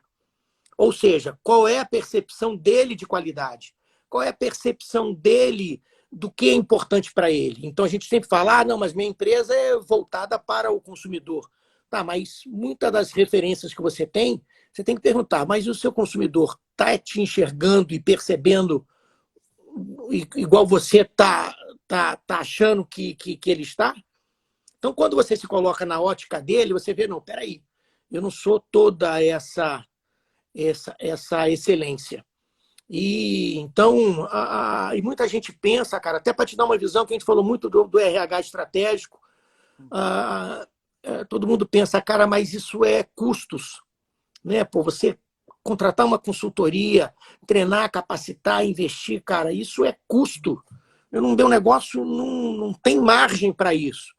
Cara, na verdade, se você botar na ponta do lápis o que você desperdiça, o que você perde em retrabalho, o que você erra, o que você tem de perdas, eu vou te garantir, porque é o número que a gente sempre trabalha na cabeça, que 30% do seu valor você tem ele desperdiçado em alguma situação, ou de retrabalho, ou de erro, ou de desperdício. Então, cara, quando você investe no RH, na capacitação, no processo, nas pessoas, você vai dizer, cara, o valor, esse investimento é alto? É. Mas eu ainda vou te dizer que ele é menor do que o seu desperdício. Porque o seu desperdício é um câncer invisível que está te corroendo e você não o vê. O investimento, você sabe exatamente quanto você está investindo. Você vai medir o resultado que você quer. Você vai apropriar indicadores de desempenho para poder medir e saber se o investimento está dando retorno e para onde, e se você está atingindo seus objetivos. Então, cara, não tem outro caminho para quem quer ser um varejista de excelência, não pensar no trinômio aí que você me colocou desde o início, que é pessoas, processo e tecnologia. Para começar, 3. Agora, peraí, mas eu vou pôr uma pessoa agora no foco, uma pessoa no foco, que agora você me falando assim, deu uma luz, né? Porque você fala método, você fala de método, né? Você fala de técnica. Você usa termos, eu falei para você, né? Eu fiz 4 especializações, MBA, não sei o quê, e a gente conhece muita coisa no caderno, e você está falando da prática. E aí, sabe o insight que eu tive agora? O dono de loja que está aqui conversando com a gente, né? E ele sabe, é enraizado, que o montador tem que ter técnica, tem que ter método. E quanto mais técnica e método ele tiver, ele vai errar menos, ele vai deixar o cliente mais feliz e vai dar tudo certo, né? Isso todo mundo sabe. E o dono da loja? Não tem que ter técnica? Não tem que ter método? Né? Tipo, cara, você vai ficar correndo, suando, errando, aprendendo, né? Com desperdício da obra, porque é a sua empresa a sua obra, né? E foi muito louco. Essa semana eu estava falando com uma cliente nossa, parceira, e ela começou a loja, ela não fez pesquisa de mercado, ela não fez benchmark, ela não conversou com outro lojista para saber as dores. E aí eu falei, cara, tudo bem, você não quis pagar uma consultoria, mas você está pagando com os erros. Você está aprendendo com os erros, cara. Puta, é muito legal, Pepe. É isso, né? Trazer a técnica para o nosso negócio como gestores, né? Não dá para ser gestor aleatoriamente, né? Então, cara, eu gosto muito, acho que é um dos maiores recados para a galera. Só que, Pepe, eu nem vi se você olhou aí a hora, eu ainda tenho 4 perguntas que eu preciso fazer aqui, porque a gente começou a falar de situação, eu ainda quero falar um pouco de futuro, porque até hoje eu falei para a galera, né? Se você não sabe onde você quer chegar, ferrou. Tipo, você vai chegar em qualquer lugar e não sabe se deu certo ou deu errado. Então, precisa saber. Por isso que parte do princípio, né? Você viu? É um RH estratégico, é ter valores bem definidos, é ter propósito, é ter missão, é ter visão. Eu tô tentando repetir tudo que você foi falando aqui, né? Entender que os funcionários, eles são seu patrimônio, eles vão te representar, onde você quer chegar é através dele, precisa ter esse investimento. E aí, você falou no meio do seu discurso aí, falou, Thiago, eu quero que os meus filhos estejam comigo. Então, eu tenho que construir o melhor para isso, né? Aí para que eles estejam comigo, né? Então, o melhor para eles é o melhor para o meu colaborador, é o melhor para o meu funcionário, né? E aí, eu quero saber uma coisa, como que você encara, falando agora então, para frente, você falou, cara, é muito termo técnico, né? De método, aí você meteu um PPL, você falou de plano de sucessão, né? E isso cara, realmente as grandes empresas e os grandes herdeiros que têm, né, uma estratégia e isso bem definido, mas como você encara, né? O plano de sucessão você pode encarar como uma substituição, né? E isso te dá medo, dor, né? Ou alegria, né? Como que você encara isso e por que você tem um plano de sucessão? Qual que é? Onde você quer chegar com essa parada? Olha só, primeiro com a visão da finitude, né? Da impermanência. Todos nós estamos aqui por uma passagem, né? Então, cara, eu entendo que o negócio, cara, ele, se você faz o negócio ter musculatura, ter estrutura, faz ele ter bases sólidas, ele vai ser um bem de família. Mas também um bem de família, mas um bem também para os seus colaboradores. Ele é um bem para todos, porque ele vai irradiar oportunidade, vai irradiar remuneração, vai irradiar mobilidade social, visão de cidadania, enfim. Então, esse bem, ele precisa ser cuidado. Então, eu acho que a primeira visão, o processo de sucessão vem junto com o processo de profissionalização. Quer dizer, para a empresa ter sucessão, ela tem que estar profissionalizada. Esse era o primeiro ponto de vista. E aí o RH estratégico que a gente contratou, que foi a Bianca, veio nos dar essa visão e a gente trilhou um caminho. Então, é preparar os filhos para participarem do negócio. Todos os três têm seus sonhos, os seus planos de vida, seus desejos individuais. Falei, cara, não precisa abandonar os seus sonhos, mas participam com uma parte do seu tempo no negócio e vamos deixar a vida caminhar para delinear esse futuro. Então, esse engajamento deles foi muito importante, mas principalmente porque a gente gerou uma visão de profissionalização, entendeu? Nós criamos um comitê gestor, que é a família, mas esse comitê gestor é também com as supervisões, e a gente tem hoje um processo assim bem claro de uma empresa plana, entendeu? Que a gente trabalha com todo mundo ali fazendo a sua parte nesse elo, né? Nessa cadeia produtiva, com muita responsabilidade. Então, eu tenho que pensar na empresa ela ser perene.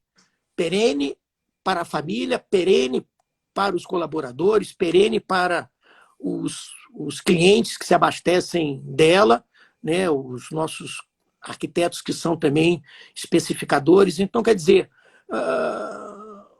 quando você pensa que isso você tem que construir numa base sólida, muda o conceito, né?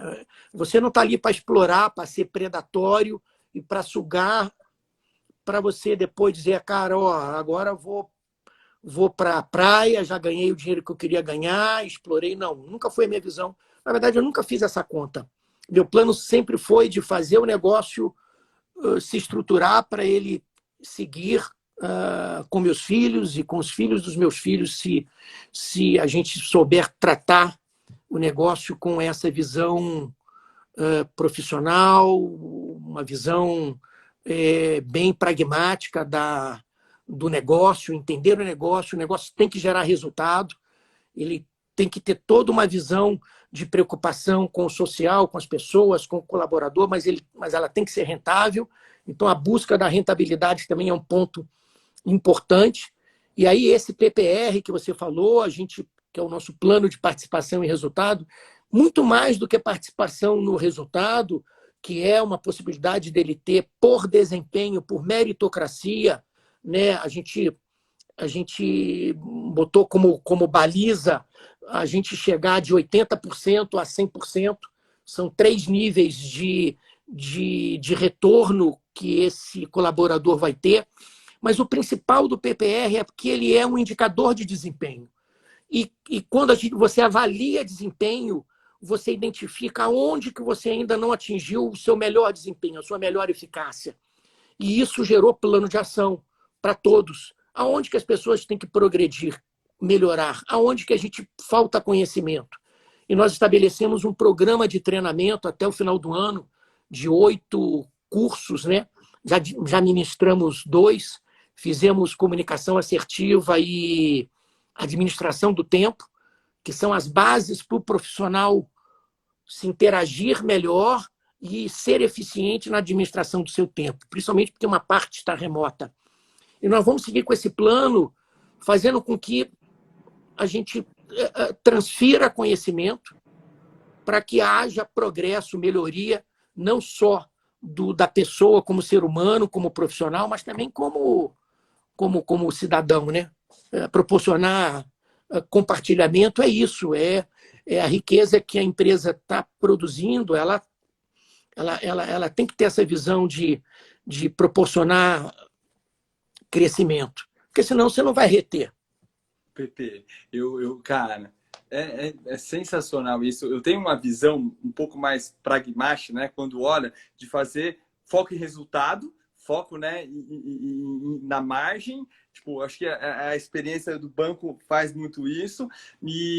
Por exemplo, eu brigo muito com os meus lojistas, cara, qual que é a periodicidade das suas reuniões, né? O que você mostra, o que você combina com o seu time? Você falou da indústria, né, da Toyota automotiva, o pai, né, do automotivo, o Deming, ele fala, você não gerencia o que você não se mede, né? Se você não definir os indicadores, não tem o que você fazer. E se você está trabalhando sem parar para conseguir olhar os seus resultados e planejar o futuro, você vai chegar em qualquer lugar e vai continuar suando lá na frente a camisa, falando, meu Deus, eu tô cansado. E aí você usa mais um comitê. Eu falei, não, como assim? Os caras não fazem nem reunião, né, cara? E você institucionaliza um comitê para olhar os indicadores, definir as métricas, definir os papéis e responsabilidades. Eu acho, cara, tá tudo aí, é muita coisa. É difícil. O cara vai ter que vir assistindo isso aqui, anotando e pesquisa, porque isso tudo tem disponível, né?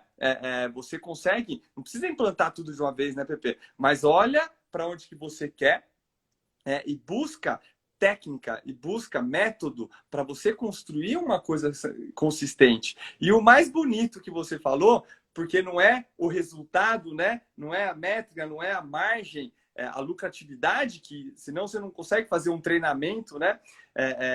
Quando você falou de permanecer, né? Ela transcende o que você está falando. Você está olhando para quando você nem estiver mais aqui, né? Eu acho que esse é o mais bonito, porque é o legado, né, cara? Esse é o legado. Olhar para isso, você coloca, você profissionaliza nesse nível.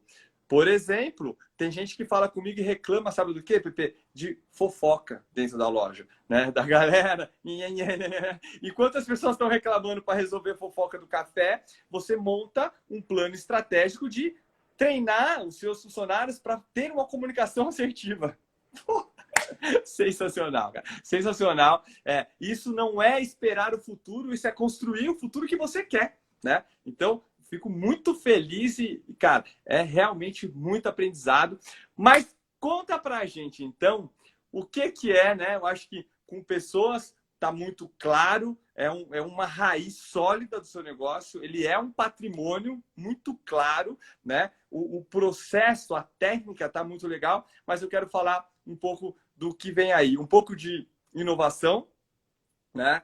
E aí essa lance de, mas eu já trabalhei com madeira, não vou, né? E aí o que vem por aí?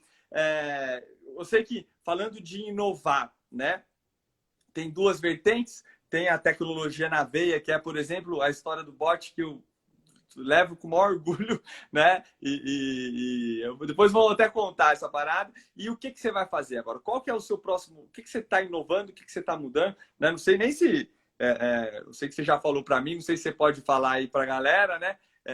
Mas se abrir o jogo aí dos seus próximos passos e essa visão, né, do que você acha do novo, né? Então, eu lembro que você falou, né, tá lá na boia, tô seguro, tô no alto mar, tá tranquilo, né? Para ir pro bote, você vai ter que dar umas braçadas em alto mar. Então, como que é que você encara esse lance do novo, esse lance do diferente, esse lance de inovar? E como que até o próprio Sofa, né, você falou de enxergar esse bicho que, por mais que você sabe que tem um risco, você realmente caminha, né? Eu acho que o Sofa foi uma experiência bem dentro dessa visão, né? A gente tinha tudo em planilhas, fazia já reuniões, tinha os indicadores de desempenho, mas estava ali na planilha, no papel, não tinha integração, não tinha essa rede compartilhada, né? Então, nós vimos que o Sofa ia ser a ferramenta que ia organizar o nosso timeline, ia organizar o nosso processo produtivo e abandonar as planilhas e o processo que a gente tinha aí, cair de cabeça no sofá foi uma decisão estratégica, e esse momento de transição é complicado, porque você começa a largar as planilhas, mas ainda o outro ainda não está 100% implantado, mas é fé e crença de que o caminho está certo e as escolhas são as melhores. Então, como sistema operacional gestor, hoje nós temos um painel de controle muito legal, em que a gente tem o controle na mão, e isso cada vez mais vai agora nortear as nossas ações para melhorar, para buscar mais excelência. E como desafio de futuro, eu tenho 2 desafios. Um, a gente viu que o mercado nosso, principalmente de Belo Horizonte, a gente poderia agregar mais valor ao nosso trabalho, ao nosso serviço, e aí nós estamos buscando uma parceria com uma indústria do setor de planejados, que nós vamos somar ao nosso range, né, de atuação, e passar a ter mais uma franquia para ter o objetivo de complementariedade, né? De ter um mix mais completo, já que a gente atende um mercado de arquitetura, da construção civil, a gente quer ter mais abrangência. Então, é uma marca líder no seu segmento, dentro do mercado moveleiro, está entre as ali, ó, top de linha. Top E 5, essa... você vai poder falar? Top 5, tá entre a top 5? Eu acho que sim, né? Top 3, sei lá, tá? Para mim é top 3. Está entre as 3 principais. Legal. E é o objetivo da gente trazer esse negócio para 2022. Então, esse é um desafio. E o outro é interessante, porque a gente, pequenininho, uma empresa regional, pequena ali, poucos funcionários, mas a gente está com um sonho que eu brinquei desde o início lá com a nossa consultora de RH, né, que é a Bianca. Eu falei, pô, Bianca, um dia nós vamos querer pensar grande e participar da certificação do selo lá do GPTW. Olha, cara. E aí a gente, desde lá de 2019, a gente falou isso brincando, né? Aí a gente construiu 2019, fizemos 2020, estamos no ano 2021. Eu falei, ó, Bianca, eu acho que agora aquela quimera meio longe, eu estou achando que em 2022 eu acho que nós vamos tentar buscar essa certificação, que é você ser um ótimo lugar para se trabalhar, né? É uma certificação, é um selo que eu acho que coroa essa visão de negócio nossa, do negócio realizado por pessoas. Então, se é uma certificação e se é vamos dizer, o Oscar das pessoas, pequenininho, humildes e regionais, nós vamos pensar grande, vamos pensar globalmente de buscar essa certificação em 2022. Então, são esses meus 2 planos para 2022. Você vê que são planos modestos, né? Cara, Pepe, mas é sensacional. Mas, ó, de novo, cara, não dá para você ser grande se você não pensar como os grandes, entendeu? Então, você buscar essas referências, tipo, nossa, eu lembro toda hora, né? Era meta minha do banco de todo ano, cara. Você tem que estar lá, porque não é ser um ótimo lugar, é ser o melhor lugar para estar, né? O melhor lugar para trabalhar. E isso é muito bom, cara, ver como que tá tudo alinhado, né? Uma coisa alinhada com a outra. Então você vem, né? Encara os desafios, a inovação com vontade, sabendo dos problemas, mas se planeja para isso. Você define realmente papéis e responsabilidades, né? O processo, você sabe o que precisa fazer. E esse foco na pessoa é sensacional. Não daria para falar de futuro se você não tivesse um plano para as pessoas, né? Depois de tudo isso, agora eu quero ver aqui a Simone meta para a galera. Porque é fácil falar, né, Pepe? Mas executar tudo isso, cara, é muito difícil. Você tem que ter muita disciplina, você tem que realmente ter muita força de vontade. Mas aí, sabe o que é legal? Sabe, é o lance da revisão do carro, né? Você pode esperar o carro quebrar para fazer a revisão, ou você pode fazer a preventiva, né? Então, você vem fazendo um processo de gestão preventiva muito saudável, pô. Muito saudável. É um modelo certamente a ser seguido. Isso é muito legal. E aí eu vou fazer assim, ó. Pra gente ir terminando, agora já tem mais duas só. Eu tava pensando assim, sei lá, se fosse um amigo seu hoje e falasse assim, Pepe, você vai fazer um investimento aí na top 3? Quem que é? Como que é? Para você já está claro o caminho, né? Mas qual que seria a dica que você daria para o seu amigo? Falar assim, cara, você vai montar a loja, ó, segue esse caminho aqui. O que seria, qual que seria o conselho que você daria para esse seu amigo que está começando um negócio, por exemplo, né, de planejados, que ele é tão...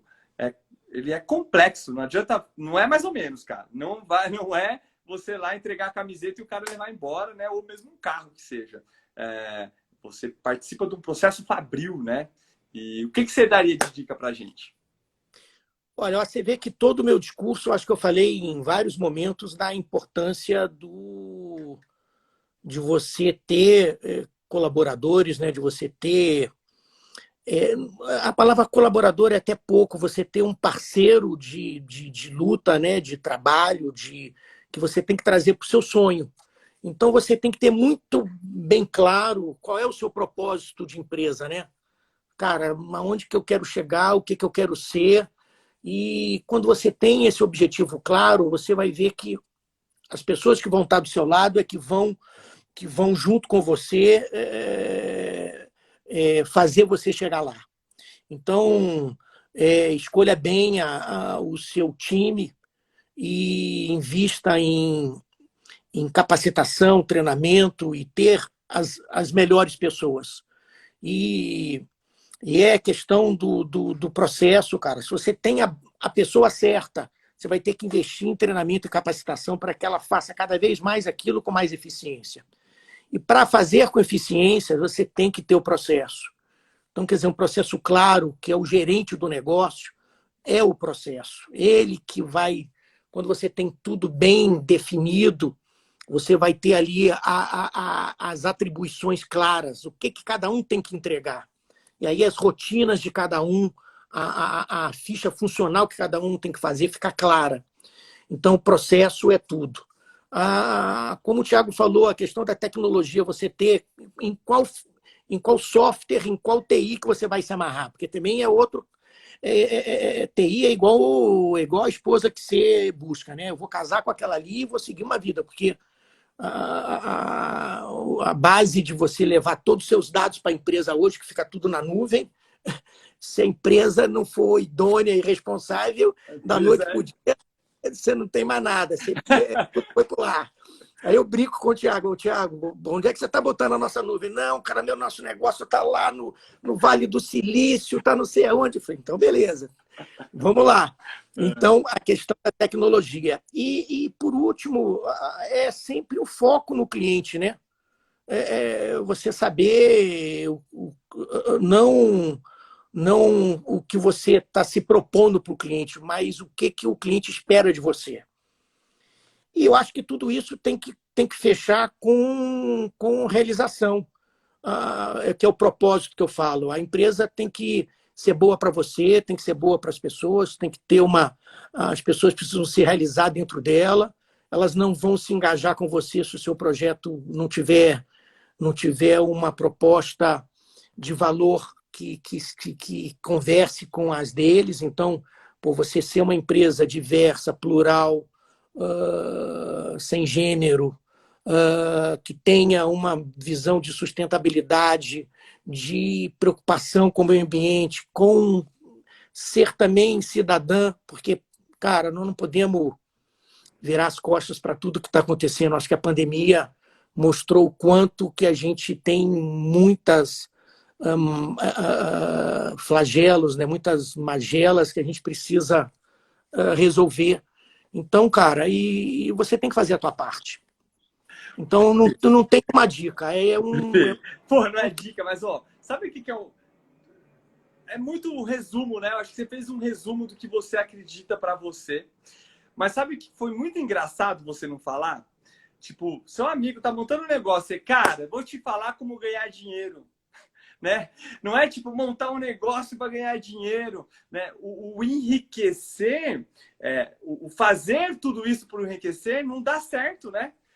Ele é o resultado do propósito. Então, não, cara, para e repensa. O que você está fazendo todo dia, a hora que você abre a loja, né, meu amigo lojista aí, ó? O que você faz toda hora que você abre a loja para ir trabalhar? Porque se você estiver pensando no dinheiro, você vai continuar pensando no dinheiro, né? Você não consegue ter uma visão estratégica de fora, né? Esse olhar que o PP está dando para a gente aqui, ele está fora da rotina. Não existe loja fazendo todos esses caminhos para se ter sucesso, né? Então, puta conselho, e é muito legal que mesmo assim, mesmo sabendo, né, que todo mundo quer montar empresa para ganhar dinheiro e você nem pôs no seu discurso, né? Assim, cara, faz isso aqui, né? Que a consequência ela é boa, e isso eu acho que é a prova de se trabalhar com paixão, que é uma das coisas que a galera falou ali de você no começo, né? Muito bom, Pepe. O resultado, ele virá como consequência disso tudo, né? Você tem que saber claramente qual é o resultado que você quer. Isso é importante, porque isso vai nortear as ações que você vai fazer. Então, ter claramente o foco no resultado, saber quanto o negócio está dando. E aí eu gosto muito daquela frase antiga do meu pai falava, da conta do padeiro. Você tem que saber quanto sobra no final do mês. E se isso que está sobrando tá bom ou tá ruim. Mas o tá bom ou tá ruim tem muito a ver hoje com tudo isso que nós falamos. O maximizar resultado não é simplesmente cobrar mais caro e aumentar a sua parcela de lucro. Às vezes o resultado vai vir por produtividade, racionalização, visão sistêmica. Você vai encontrar resultado na eficiência. Então, eu acho que é isso. Você tem que ter o olho lá, mas trabalhar cá também. Que legal, cara. Ser a consequência, né? E, Pepe, a última... Eu sei que, né, você teve um susto, uma perda aí do seu maior conselheiro, né? Diga-se de passagem, né? Que te levou, que estava aí com você há todo esse tempo. E a gente faz aqui no final, a última pergunta, a gente faz esse papel do conselheiro, né? É uma jornada sensacional, né? Isso que você fez e a gente vê no o resultado de tudo isso que você está falando. Eu consegui, né? São quase 2 anos aí convivendo com isso, né? Não tão ligado a você, mas no seu time, né? A gente percebe tudo isso.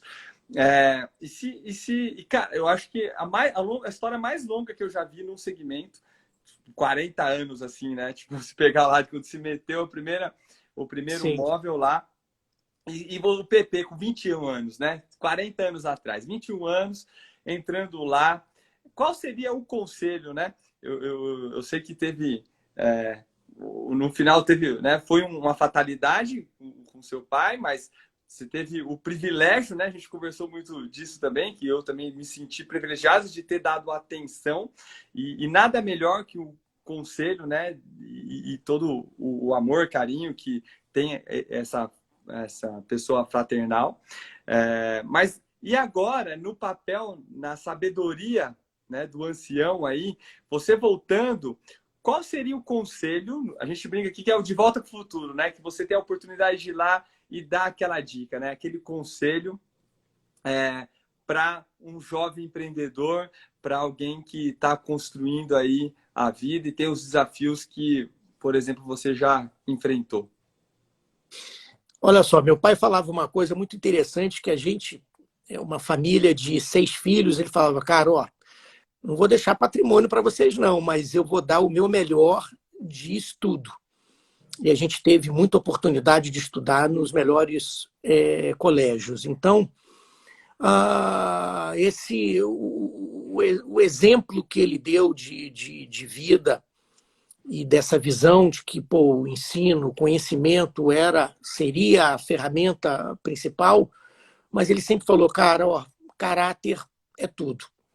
Se você tem uma base de valor, que é o seu caráter, bem sólida, é o que você precisa para ao longo da sua trajetória. Porque a vida vai te pregar vários desafios. Ora você, como você falou, tô rico, tô pobre, foram na nossa vida várias vezes. Então, essa vivência com todo esse desafio, nos momentos de maior aperto, você fala, cara, se eu não tiver as minhas crenças bem enraizadas, os meus valores e a questão do caráter, eu não teria sobrevivido no mesmo segmento por 3 etapas em que eu tive dificuldades. Entendeu? Então, quer dizer, eu estou no mesmo segmento há 40 anos. Passei todo tipo de dificuldade, mas me mantive nele. Eu acho que porque ao longo de todas as adversidades, eu fui fiel aos meus valores, ao que eu entendi que era o meu caráter, e não cedi, nem concedi, nem flexionei, entendeu? Mesmo passando muita dificuldade em alguns momentos, eu falei, não, cara, não, vamos fazer o que é certo, o que é verdadeiro e vamos em frente. Eu acho que é isso. A vida foi fechando porta, mas também abriu um monte de porta. E eu acho que é isso. Você faz por merecer as portas serem abertas, né?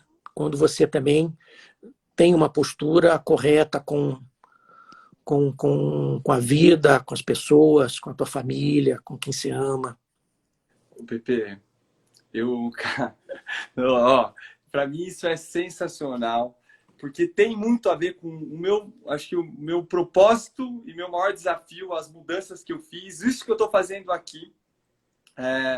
Eu gostaria muito que todo empresário pudesse ter o privilégio de conhecer a sua jornada e entender a importância, né, do princípio e caráter, cara. Você falar de valores, eu quero muito que o empresário do segmento, do nosso segmento, ele seja reconhecido pelo mercado, pela sociedade como um empresário diferenciado. Mas não adianta ter só gente ganhando dinheiro. Porque Sim. não vai ser, e não dá. A gente ganha mais dinheiro que médico, a gente ganha mais dinheiro que advogado. Mas por que ter um escritório legal e uma loja não? Né? Que é isso que trouxe, né, essa visão distorcida de um empresário, que ele tem que ser muito competente. E certamente não ia ter os ruídos, né, os problemas que a gente teve nesse segmento, se tivesse caráter, né? O compromisso com o cliente. Então, isso é uma coisa que transcende, né? É legal você olhar e falar de valores tão importantes para quem está começando aí a jornada. Eu vou terminar aqui, cara, falando de uma pesquisa que eu sei que você gosta de números, né? E que a gente fez, eu comentei com você também da minha avó, ela faleceu com... O seu pai foi 89, né? Quase 90 anos. 89 anos, cara. Então, uma belíssima jornada, né? Minha avó foi com 97 e eles fizeram uma pesquisa que eu lembrei dela em alguns momentos aqui, né? E aí, até para fechar, galera, mas assim, fica com essa parada na cabeça, porque eles perguntaram, fizeram uma pesquisa longa com todas as pessoas que passaram, né?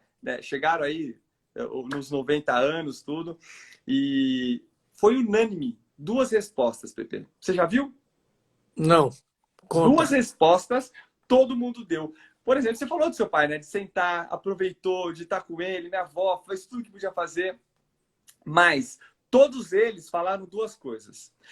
Eu, hoje, teria arriscado mais. Teria ousado mais. Muitas vezes eu me vi, né, inseguro, com medo. A gente está sempre descobrindo o mundo, né? E não precisava. Eu poderia... Imagina qual geração que é a galera da guerra, né? Essa pesquisa já faz mais de 20 anos.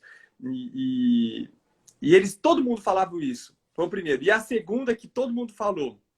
Eu teria feito coisas que iriam ficar depois que eu for embora. Você Que é o falou legal. várias vezes, né, da perenidade, né, da permanência, e, cara, todo mundo. Porque o que você quer mais da vida? Acabou, você já sabe, né? Você, tipo, cara, eu cheguei num momento que não importa o que eu construir, se for embora comigo, acabou, né? Acabou. Então, o que você está fazendo hoje no seu negócio que vai te dar isso? Você, né, vive essa parada, mostrou aqui pra gente a continuidade, né?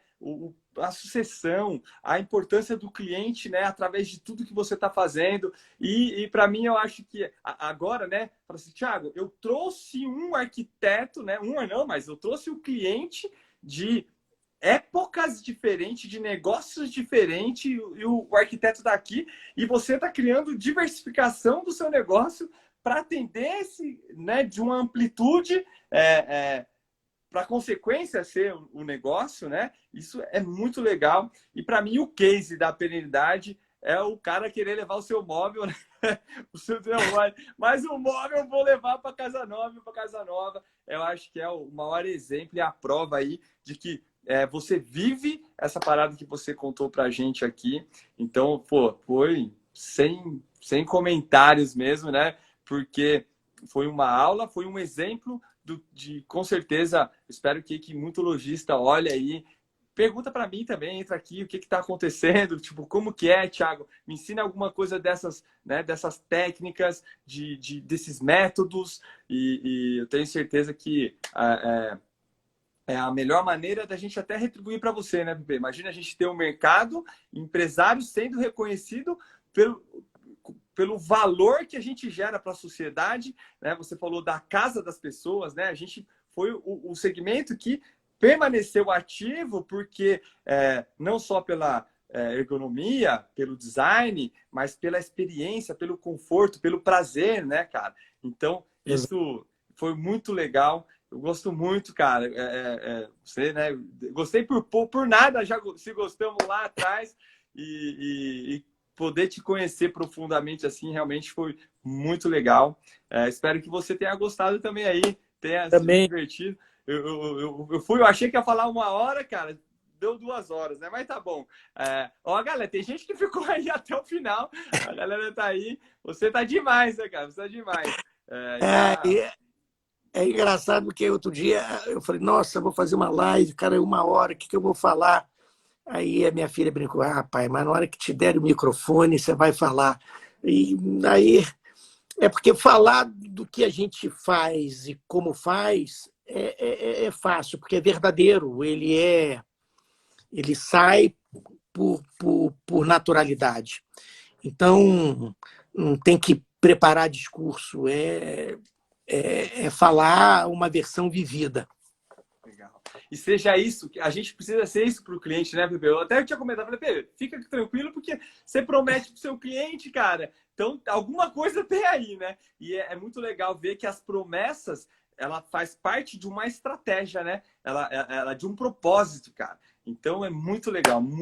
Para mim, foi muito prazeroso. Eu tenho certeza aí que... Agora, eu fico até preocupado aqui para não perder isso aqui, porque eu quero que muita gente realmente possa ver e conhecer um pouco da sua jornada, da sua empresa, porque é uma lição de vida, realmente. Muito aprendizado. Tá bom? Obrigado. Pepe, ó, vamos dar um sorriso aqui para a gente tirar... Não entendi. Foi um ótimo bate-papo.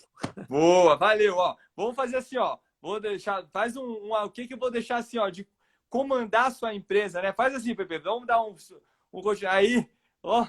A gente eu fiz isso aqui pensando, sabe por quê? Porque tem gente que está no comando, mas não reconhece, né? E você faz o papel de um comandante, né? Você realmente está aí liderando e espero que cada vez possa ficar mais tempo aí em Trindade, mais tempo lá com a sua laserzinha e navegando, porque com certeza o plano. O fruto aí é o fruto de todo esse trabalho aí, né? Porque eu sei bem que não é fácil. Muito bom. Aí, ó, a galera gostou. Então tá bom, cara. Obrigado aí pelos ouvintes que que permaneceram, que tiveram conosco nessa conversa. Teve gente aí persistente. Obrigado. Eu. Mas muita coisa boa. Beleza. Obrigado. Boa noite. Valeu, Muito... bebê. Até mais. Até mais. Tchau, tchau. Tchau, tchau.